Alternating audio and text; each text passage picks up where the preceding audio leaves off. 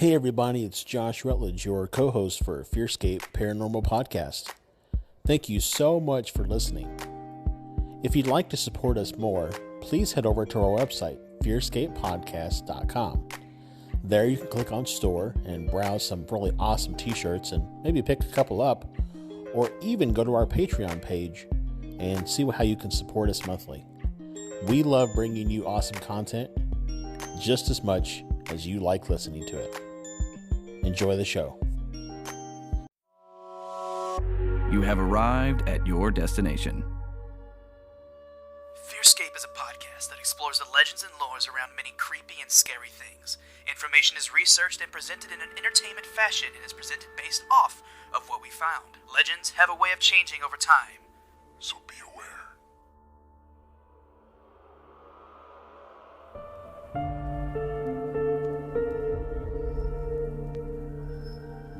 FearScape.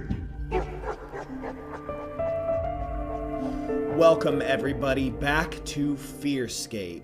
That's right, this is a very special bonus episode for all you blanket huggers out there. I'm your only host today, Mr. Stefan Gearhart, as we premiere this special bonus episode. This is a listener story that came into us from one of Kelly's friends named Randy. And boy, does he have a story that talks about ghosts and Sasquatch. So, just to let you know, we will be taking a small break, and we will return sometime in late June or early July. So this may be your last tale until then. So we recommend to hold those blankets extra tight as we take you deep into The FearScape. The story begins in the headwaters of the Rock Castle Fork of the Tug River, dividing Kentucky and West Virginia in Martin County, Kentucky.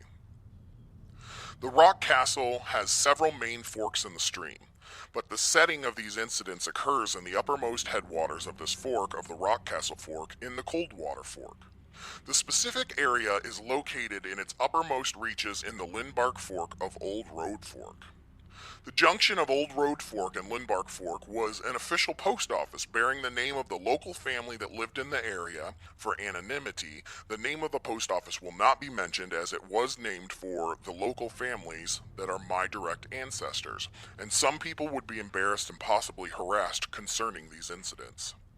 This post office was located in a mercantile store along with a few houses around the post office.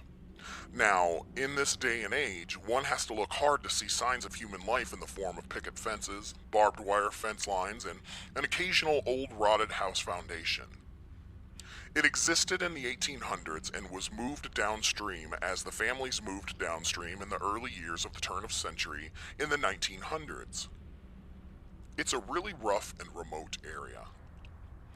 Now, this is a lot of information for several paranormal events, except to say that nothing has been in that area for many, many years, except for when we went hunting prior to mining the many seams of coal in the area in the 1980s. Prior to then, a good four-wheel drive truck or SUVs, before they became known as such, could take you near to the watershed between Coldwater and Wolf Creek. Now, the many different types of recreation vehicles known as four-wheelers and side-by-sides can still access these areas from different directions. It was on one of those hunting trips to an area where we always camped out on the evening of the first day of squirrel season, where there were many for hunting and ultimately eating them. We always knew the area as the mouth of Bridge Hollow, and it was a large sandy area formed by a loop in a small cold water stream. I always dreaded going there, as there was a picket fence that was still standing, where my dad would always tell me about the grisly event that occurred there. According to the legend, back in the 1800s, a man lost his good coon dog and was told it was on the farm of a local neighbor near him in Lindbark Fork. The man who lost his coon dog went to the place to inquire about the dog, and the owner came to his fence and was talking to the guy while standing there at his fence.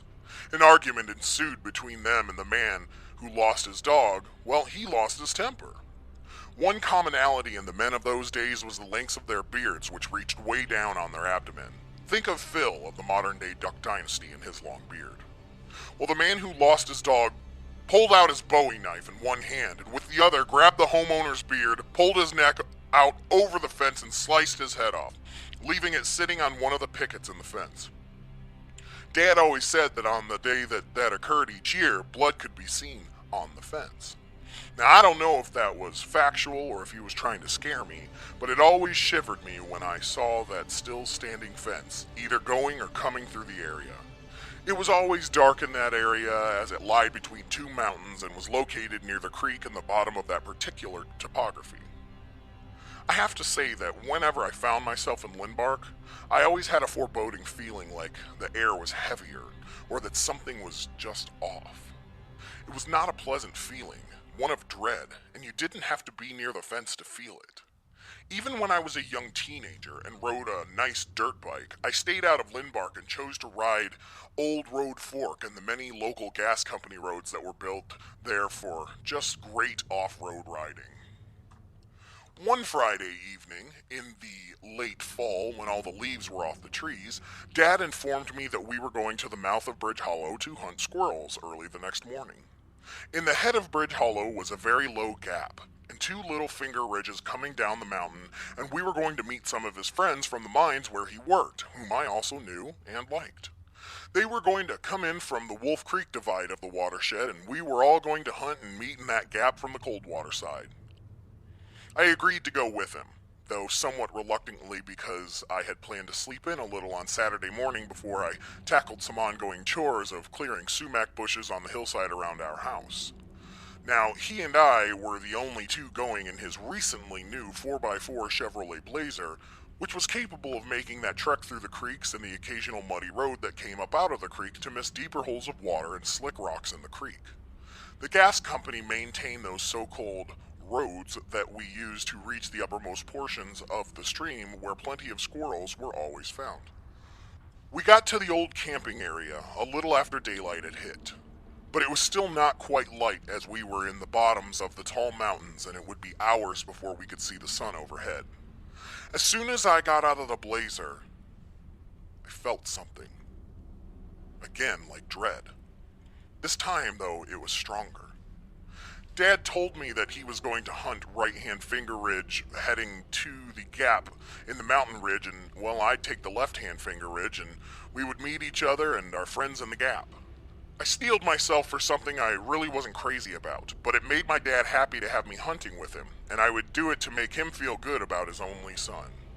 I dreaded it as I opened the truck door and got my 12-gauge shotgun out to head up my assigned hunting area, but something kept bugging me. Actually, one of the things I noticed was I had a definite feeling that I was being watched. I kept my head on a swivel around the truck with Dad, and I was a little spooked, a feeling I normally didn't have while I was out roaming in the woods. We broke up with me being reluctant, and I went to a place directly in front of the truck where I could cross the creek without getting too wet, while Dad had to go up on the creek to cross it to begin his hunt on the other ridge.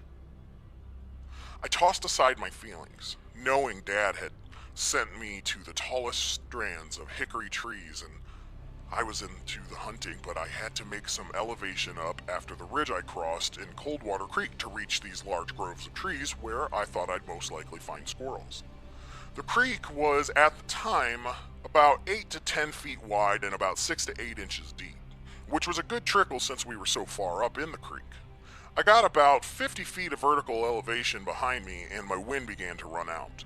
You see, the secret to hunting squirrels was, 1, be quiet walking, and 2, listen for the cutting droppings from the squirrels hulling into the huge hickory nuts and to their barking to each other that they had found food. I was following an old logging road up the hill that was only passable by walking, and the road was made by a small bulldozer pulling logs down the hill a long time ago. I was on the inside portion of the road as I was climbing and took my first stop to rest, to catch my breath, and to listen for squirrel activity.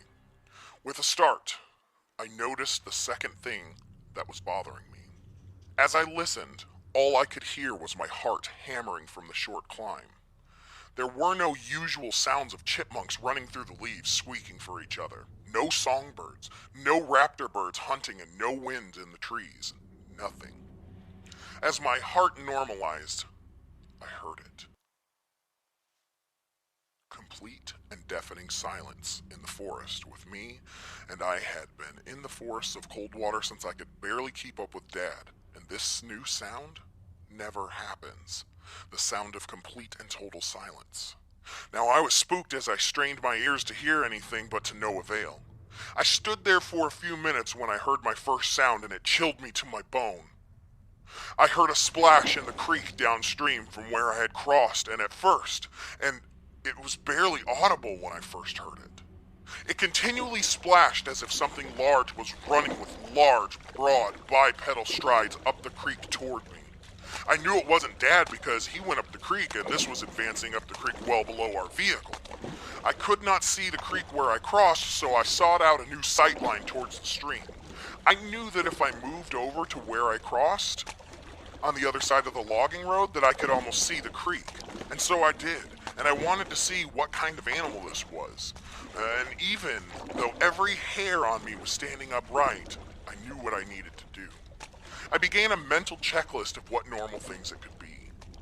Was it a deer running up the creek? No. I ruled out a deer as it is four-legged and the splashing would have been a lot different. Could it have been a bear? No, again, four-legged, and the rhythm would be different. It had to be bipedal because the sound was like splash, splash, splash. And a normal man's would be like splash, splash, splash. By the time this thing was nearing, I moved over to the opposite side of the little road and climbed up on a mound of dirt the bulldozer had left behind to see as much of the creek as I could. As the sounds of the splashing got louder, I began to shake and was frightened out of my wits of the unknown. I tried to calm myself. After all, I was armed with a large shotgun with a legal amount of 3 shells in the gun. Whatever it was now loud, and it was at the crossing where I had crossed, and it kept going upstream. Suddenly, I saw movement in an area about 20 feet upstream. All I could do was see, what looked like a head of long brown hair, and this creature continually ran up the creek to where my dad had been moments earlier. It's not hard to remember what I saw because it's been seared into my head forever. It was a head that was brownish in color, darkening toward the top and unlike anything I had seen before. I recalled that it didn't look like a person's head because it was sort of flattened and conical. All I could see was the back of its skull, and it never turned towards me, but it kept going. The splashing soon faded off in the distance, just like it had come into the quietness. Forget about squirrels and meeting friends in the gap. I decided I did not want to run into whatever this thing was, and I began to creep back to the relative safety of the blazer. This hunt was over for me. As I eased back down the creek, I dreaded looking toward where it had gone. But I made myself do it. And I can see why I didn't see all of it. You see, over the eons, the little stream had cut back into softer rock and eroded, making a hook in the creek and depositing sediments in the area where we set up our tents when we were camping in the area. The erosion had eaten into the softer rock near the stream, and it left a ledge of harder stone overhanging about half the creek. I momentarily gauged the height that was now only about 15 or 20 feet away from me, and the thing had to be probably 7 to 8 feet in height from the creek up. That meant it had to be probably 8 or 9 feet high for me to have seen it. That rocked my young world, and I dashed towards the blazer. I quietly opened the passenger door and closed it as quiet as possible, not wanting this thing to hear me. And I locked both doors and climbed into the large back seat where I thought I could make a better stand against it if it ever came back. I was shivering uncontrollably, and it wasn't because of the lack of heat. I was too afraid to start the engine, thinking that it would hear it, and it would come back to investigate, and I did not want that to happen. My trusty 12-gauge was still loaded. Hunters never had a loaded shotgun in their vehicle, and I was aware of this cardinal sin. But I had it loaded in case I had to back up to the opposite side of the bench seat and fire through the window at this creature. Yes, creature was what it was because I had never seen anything that big in the woods that had to have walked upright, and I had never heard any stories about it. I stayed there for what seemed like the whole morning, when actually about 2.5 hours later, Dad popped out of the brush where I had entered earlier that morning.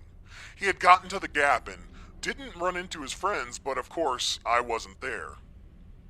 He was a little worried and came down to the left flank on the course that I was supposed to be taking up the hill and made it back to the truck and then saw me in the back seat with my shotgun in my lap quivering. It was chilly and his hands were cold. The door levers were horizontal latches, and he just assumed I had gotten tired, lazy, or just lost. And we left the truck unlocked as no one was around. He tried to open the door. The handle just snapped back because it was locked, and it caught his cold fingers, and he let out a little yelp of pain. "Unlock this door, son. What do you have the doors locked for?" I reached up and unlocked his door, and he opened it. And he looked at me in the back seat with a large shotgun, and he had an expression of being a little aggravated because my action had stung his fingers pretty good. He looked between the driver's seat and the door into the back where I was, and he said, "What's wrong with you? You look white as a sheet." Now, I didn't want my father to think that I was crazy. I just wanted out of there, so I just mumbled, "Nothing." He asked, "Why didn't you come up to the gap? There were squirrels everywhere. I even got my limit." I mumbled again, "I just didn't make it." Dad kept staring at me the whole time, and his face sort of softened from his original scowl.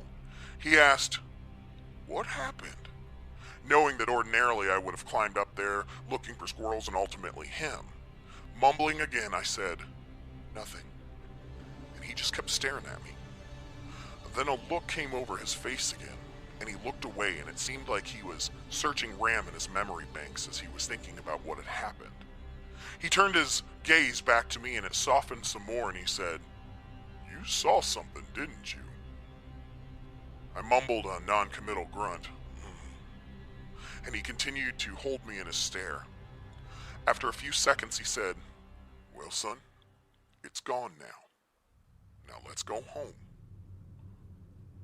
Also, is that gun loaded?" I nodded my head affirmatively, and he told me to unload it before I shot one of us. So I unloaded it, stuck it back in its storage bag, and turned around in the seat and put it in the back. I was not about to step out of that truck to unload it and go to the back and open up the glass and lay it in. No, I wanted no part in being outside at the time. He got in, and I climbed up into the front seat, and we left. From the way he looked at me and looked off like he was searching his memory, I still believe to this day that he had run across something similar in his time in those woods, but long ago. He never spoke of it again to me on the way home or ever. From that time on, I still went into the woods behind our home for a walk to clear my head or out of curiosity. There were a couple of times after that I would instantly notice that the forest suddenly got quiet and still. As soon as that would happen, I would set off for home in overdrive because I did not want another encounter of that type again. But the story does not end here. Later, after all of my cousins' parents and mine had passed away, all 68 first cousins were really close, and someone decided that we needed to have a primitive camping trip back in the area in Lindbark where the family had originally settled that had a good camping place near the old community where they lived, and we'd have a primitive homecoming camping in the woods. Being with each other in the woods we all loved was great. This was around 2015 for the first get-together, and my back had bad problems that surgery just could not repair. I had good days and had bad days, mostly bad days, as I was in constant pain. I saw all the pictures they had and the fun they were having and promised myself I'd go if I could have some good days with my back. I had heard some murmurings of strange things going on during these camping trips, and with my memory of what had happened to me, I learned about Bigfoot and Sasquatch and decided I was going to face my fears while in my late 50s. One of my cousins had a full-time, powerful, but comfortable Polaris RZR off-roader that they all thought I could ride in, and my female cousin that owned it told me she would bring me and my equipment to the camping site. I was so excited. We set off in September on a Friday evening around 4:30 p.m. It got dark around 7 p.m., so I wanted to be there before dark. Everyone was glad to pitch in and load the RZR with mine and my cousin's sister's stuff, who rode in one of the two back seats, and away we went. I was reveling in the fact that I was finally in my beloved mountains where I had spent a lot of time in my youth. I was looking outside the window beside the driver, just taking it all in. Just as we passed up Old Road Fork and started up Lindbark, I yelled at my cousin to stop. I saw something that, after watching many shows on TV and reading lots of books about Bigfoot and Sasquatch, made my blood turn cold. After she stopped, I asked her to back up a little way and then stop again. I showed both of them a tree on the side of the road that was about 8 to 10 inches in diameter, snapped completely off and splintered about 10 feet in the air. The way it looked was like a twig that was snapped off, but it was that high in the air. From what I learned, it was that Bigfoot would snap a large tree off as a boundary marker. Then my two cousins wanted to know what I was looking at, and I pointed it out to them. They were amazed, for they realized it had been snapped off way up off the ground. Something with amazing strength had snapped it like a twig. One asked me what did that, and I showed them no other trees in the immediate area that were like that or even blown over. One of them asked, "What does it mean?" And I was hesitant to tell them in fear of frightening them. But I said, "From what I've read and seen on TV, it could be a boundary marker for a Bigfoot." The one in the back seat said, "You're right, I've seen stuff like this on TV."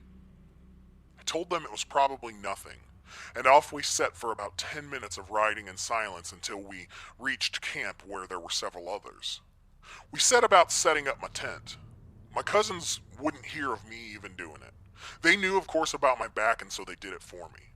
The last thing that went in my tent was my old shotgun.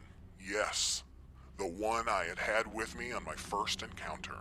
But this time, instead of small shot for squirrels, I had unplugged the barrel and had it fully loaded with 5 rounds of double-aught buckshot, powerful stuff for self-protection.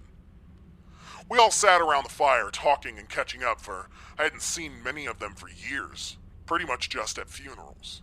We were all laughing and having a good time until the clock struck 6:30 p.m., about a quarter hour before darkness set in. All of a sudden, we hear a huge snap, and a tree fall not far from us on the southern flank of the mountain immediately to our west. Now, the thing was, this was no ordinary tree falling when you heard the thud of it hitting the ground, and then hearing a second following thud as it settled to the ground. No, this one sounded like it was thrown backwards down the mountain, and then the momentum of it carried it way down the hill. Several of my cousins screamed and said that there must be a bear in the area. I never saw so many firearms appear so quickly in a couple of heartbeats, including handguns from even my female cousins. I knew we had to have a substantial tree thrown at us just out of our sight to frighten us away.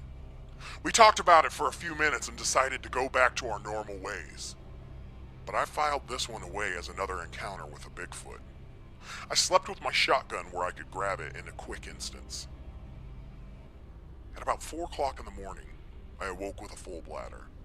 With trepidation, I got my brightest headlight on and quietly unzipped my tent door so I could get rid of a couple Pepsis I had ingested that evening.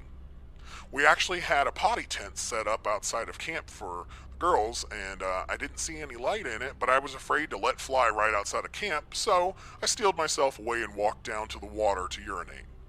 While this was going on, I felt that feeling again, that I was being watched. I shined my big headlamps around and saw no eye shine or anything, but I didn't shine it into the woods on the hillside directly beside me. I felt like something was there. I got up the nerve to do so, and then the next thing I remember was waking up a little before 7 a.m. in my tent and looking up and seeing a little bit of light coming in through the tent. I didn't remember zipping up my pants, walking back to the tent, getting in, or anything else since I was last peeing in the creek and looking up on top into that mountainside. Somehow I had lost about 2.5 hours of time. In the tent, I found my light off of my head, and it was still on. It was shining straight down in the tent. Now, I know I would have turned it off to save the special batteries it used. I didn't say anything to anyone because they would have had a hard time believing me, but I had a bad headache that continued to worsen. You see, our plan was to leave everything and go back to civilization to have a potluck lunch with some of our other cousins that couldn't make it up to the camp due to physical ailments or age. When I go back to my sister's house where I had parked my car, I all of a sudden had a full-blown migraine. I laid out on one of her recliners and took my medication to alleviate a migraine and put a towel over my head to block out the light. I told my cousins I was going back to Lexington, and they offered to get my tent and anything else I had left. After a couple of hours, I headed down the mountain parkway trying to recall those 2.5 hours last night that I had lost, but nothing came to mind. I kept coming back to the fact that the last thing I remember was looking up into that hillside and then waking up in my tent. I drove back to Lexington, nursing my migraine, got home, showered, and crawled into bed. After a couple of days, I decided to contact one of my cousins who had camped out with us to find out what had, if anything, happened on Saturday. I was especially interested because some of the campers had posted pictures of a doe deer coming down off the mountain that the tree was thrown at us and staying in the creek. It stayed with my cousins for a while. Now, while deer and elk are plentiful here, they are not tame in any way, and the sight of a human makes them bolt.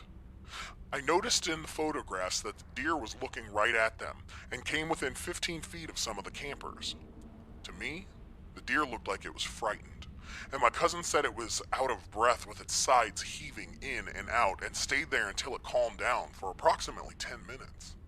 I looked back at the photos and noticed its wide open eyes. I surmised that the deer was frightened. From my research, deer and elk are primary food sources for Sasquatches. I believe that this deer narrowly escaped death from the hands of the huge cryptid and would rather spend some time with humans, whom the Sasquatch did not appear to bother. My cousin said it was just so strange that a doe came into camp and spent time with them. I asked my cousin if anything else had happened, and her reply was quick. "Oh, yeah." First, she said that about dark Saturday night, a loud roar that tailed off into a higher-pitched yelp, nothing anyone there had ever heard before, came down from the side of the mountain. She said that it was so loud you could feel it vibrate off your breastbone. It actually scared them very badly, and once again the guns came out. Again, my research shows that this is common for a Sasquatch to vocalize in a loud roar, tailing off into a higher noise in order that it might intimidate a human or other animal. I'm totally convinced that having seen one in my early years and seeing high up snapped off trees and now hearing the tales of my cousins whom I believe wholeheartedly of the sights and sounds of the deer and the unknown beast makes me believe. Now here's where the tale turns paranormal. My cousin told me that after the roar from the mountain, it was not much longer before they all went to bed. All of my cousins turned in early due to tiredness and stress and hit their tents. My cousin that was telling me this said that for some reason she just woke up in the middle of the night. She hesitantly opened a large enough opening in her one-person tent to stick a portion of her head out to survey the camping area. Looking directly at the camp table, she saw a shadow figure staring down at the same table where we always eat. I asked her to describe to the best of her abilities what she saw. She said it was darker than dark, and darker than the fire embers behind it, and it was just staring at the table. She said it was tall, had on a rather large hat and a very long beard. I almost choked, because I don't think she knew about the grisly encounter at the fence further upstream. I don't think the girls in the family knew the story, but the boys surely did. She was describing an old mountain man from around the time of the encounter at the picket fence. I asked again if she was seeing it out of her periphery vision or head-on, and she, without hesitation, said head-on. Then she told me that he just faded out, and you could no longer see him, but you could see the glowing embers in the fire pit again from her point of view. The next year came up time for the wilderness reunion, and again my back was acting up and I couldn't go. But I was able to view pictures of their trip, and I decided to contact my cousin again. I asked her if she saw the shadow figure again. She replied, "No, but I did see a ghost." I said, "A ghost? Do you mean like a spooky old bedsheet with eyes cut out or what?" She said no. She said it was a balding guy that had a slight glow about him, and he was dressed like he was going to work or something. She said he walked right into the camp while she was looking out of her tent and just kept walking downstream until he disappeared. This stirred a memory in the back of my head. Where we were camping was just downstream from where one of our coal haulage roads crossed Lindbar Creek. Coming down the mountain was a half-mile road set on a 10% grade. A truck driver lost his brakes at the top of the slope while empty, and he could not contain the truck from running away from him. When he got to the bottom of the grade, he tried to make the turn across Limbark Creek and rolled the truck over and over on the downstream side of the crossing. He was killed instantly in a horrific crash. After thinking about that then and now, the truck ended up lying in an area where a different cousin pitched his tent. I believe that this was the ghost of the truck driver wandering the earth, wondering what happened to his brakes. Many strange things happened in Limbark, even until today. Am I going in September 12, 2019? If I am up to it, yes. I am going to go and perhaps witness one of these things that my cousin told me about. Also, Bigfoot and I have some unfinished business to attend to. I want to know where I was for 2.5 hours when I camped out there.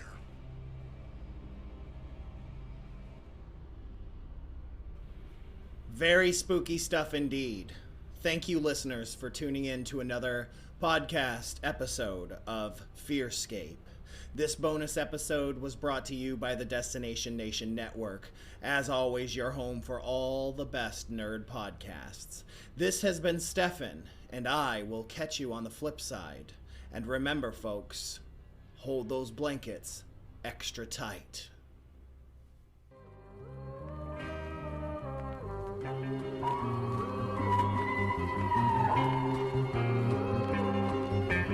Indian legends tell about a big hairy man that roamed for many years throughout their land. White men laughed and said these legends weren't true, but now old Bigfoot has made man a fool. Bigfoot roams throughout his forest land, feet twice the size of any man. With the moon shining bright on a running stream, you can hear him yelling his mournful scream.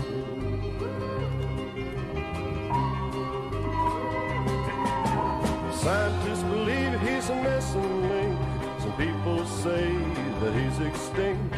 Others say something from a bad old dream. But listen to Bigfoot's a mournful scream.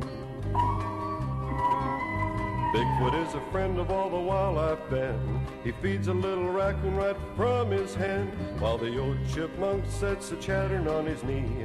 Happiness blinds him, so he scarcely can see. Bigfoot's very cunning while walking his grounds. His pets, a bear and cougar, keep away man's hounds. Rising from the ground, smacking dust from his seat, with a great big smile, slowly makes his retreat. Scientists believe he's a missing link. Some people think that he's extinct. Others say something from a bad old dream.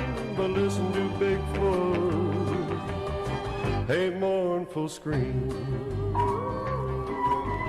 Pretty soon modern day man's so sane will try and take Bigfoot from his domain. The tranquilizer guns that sting and smart, his heels will hold sadness and heavy hearts. Scientists believe he's a missing link. Some people think that he's extinct. Others say something from a bad old dream. But listen to Bigfoot's a mournful scream.